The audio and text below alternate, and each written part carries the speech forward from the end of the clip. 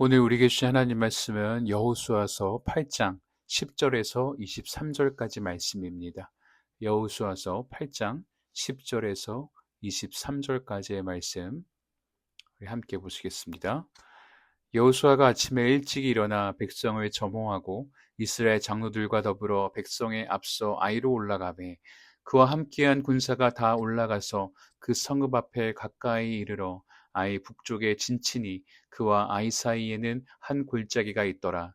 그가 약 5천 명을 택하여 성읍 서쪽 베델과 아이 사이에 매복시키니 이와 같이 성읍 북쪽에는 온 군대가 있고 성읍 서쪽에는 복병이 있었더라. 여호수아가 그 밤에 골짜기 가운데로 들어가니 아이 왕이 이를 보고 그 성읍 백성과 함께 일찍이 일어나 급히 나가 아라바 앞에 이르러 정한 때에 이스라엘과 싸우려 하나 성읍 뒤에 복병이 있는 줄은 알지 못하였더라. 여호수아와 온 이스라엘이 그들 앞에서 거짓으로 패한 척하여 광야길로 도망하매 그 성읍에 있는 모든 백성이 그들을 추격하려고 모여 여호수아를 추격하며 유인함을 받아 아이 성읍을 멀리 떠나니 아이와 베델의 이스라엘을 따라가지 아니한 자가 하나도 없으며 성문을 열어놓고 이스라엘을 추격하였더라. 여호와께서 여호수아에게 이르시되 내 손에 잡은 단창을 들어 아이를 가리키라. 내가 이 성읍을 내 손에 넘겨주리라.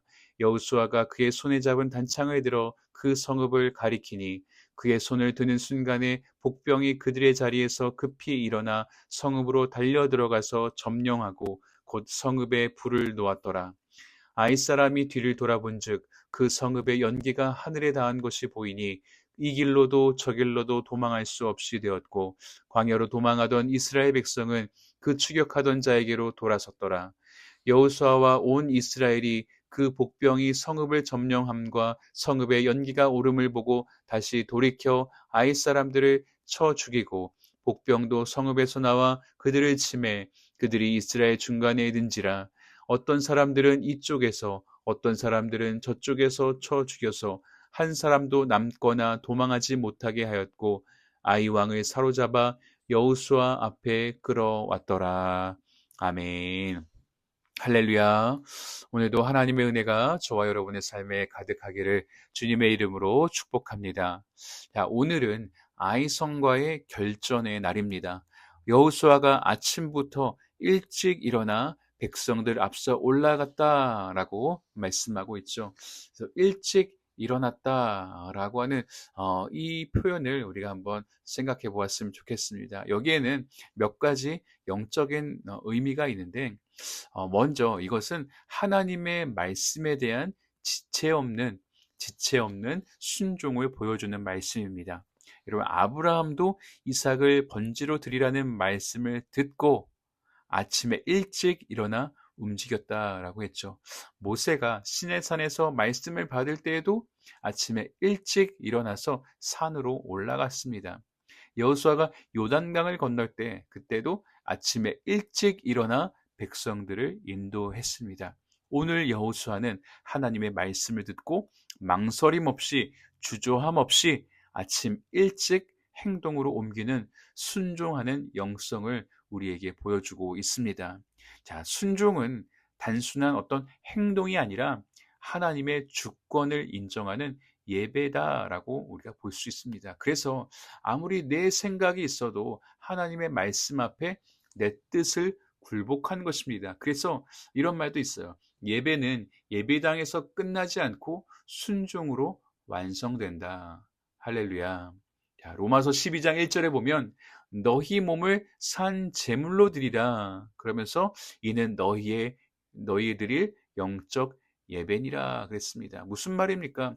산 제물로 드리는 것이 순종하는 것이 우리가 마땅히 드려야 할 영적 예배다라는 것입니다.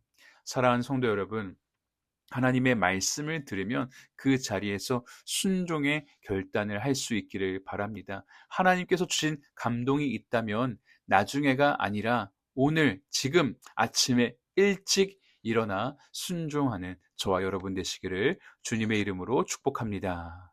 자, 또 일찍 일어났다라는 것은 영적으로 깨어 있었다라는 것을 보여주는 것입니다.